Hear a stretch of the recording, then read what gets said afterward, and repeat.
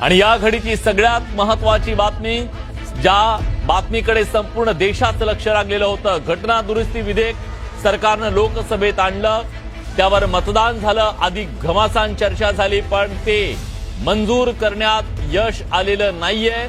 सरकारला एक मोठा धक्का म्हणावा लागेल।